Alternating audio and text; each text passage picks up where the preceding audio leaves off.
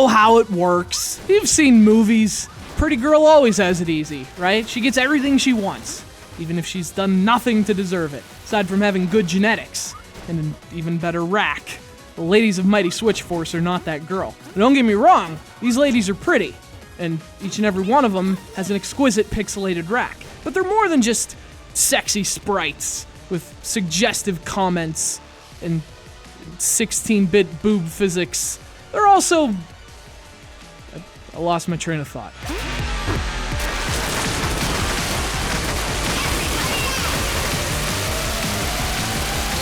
Nonetheless, hot chicks, great platforming, retro graphics. That's like... I'm not sure there's anything else I want video games to have. It just so happens that Mighty Switch Force has all three of them, and in copious amounts. There were actually a couple different Mighty games before it, but after it debuted on the 3DS in 2011, Mighty Switch Force kind of became its own thing. Got an HD re-release in 2012 for the Wii U, and a year later, Sequel City, Mighty Switch Force 2. This time you spray girls with hoses. Freaking perv. So you play as Patricia Wagon. Get it? Patty Wagon? Anyway, she's a sexy little cyborg who served as a police officer in the original game. This time she's a fire lady. So she has to rescue damsels in distress, save some babies. So you could call it a firefighting simulator, only it's also a great puzzle platformer. And the raddest fucking firefighting simulator ever. This game's unbelievable!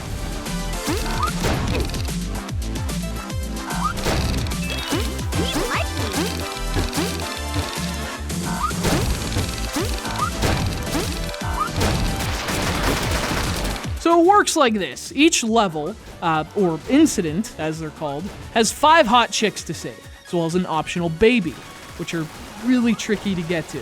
So you platform your way through the level to get to the girls. Only it's not that simple. See, there are 2 sets of blocks scattered through each stage, and Patty Wagon can switch them between foreground and background. So you can move them back and forth to, say, create a staircase, or activate a cannon, or crush a bad guy through the screen.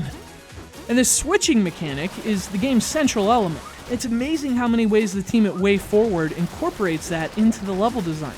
Like the original game, it never gets old, both because it's so much fun to switch on the fly, and because the design's always creative. And of course, the sequel throws water into the mix. There are blocks that you can wash away, there are tubes that you can use to blast water above you. So although the mechanics are similar to the original, this one also has a bit of its own identity. The water puzzles really set Mighty Switch Force 2 apart from its predecessor.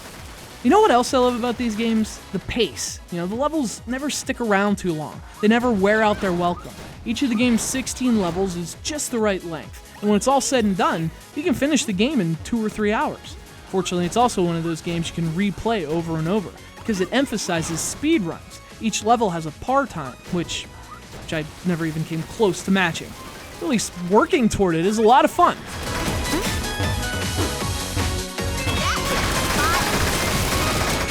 The amazing thing about WayForward is that they don't just make great games. They make great games that are like little time machines. Mighty Switch Force 2 is just an awesome game, period. But it also legitimately feels like some forgotten Super Nintendo classic. It totally has that 16-bit feel. And not just because of how it looks, it's how it's designed, it's how it plays. WayForward may or may not have a time machine, is what I'm saying. Look, guys, it's real simple. If you have a Wii U and you have $15 to spare, you need to load up the eShop and get both of them. The original game, the Hyperdrive Edition, and this tremendous sequel. Mighty Switch Force 2 is a truly great platformer, wearing the disguise of a truly great puzzle game, starring 16-bit girls with truly great racks.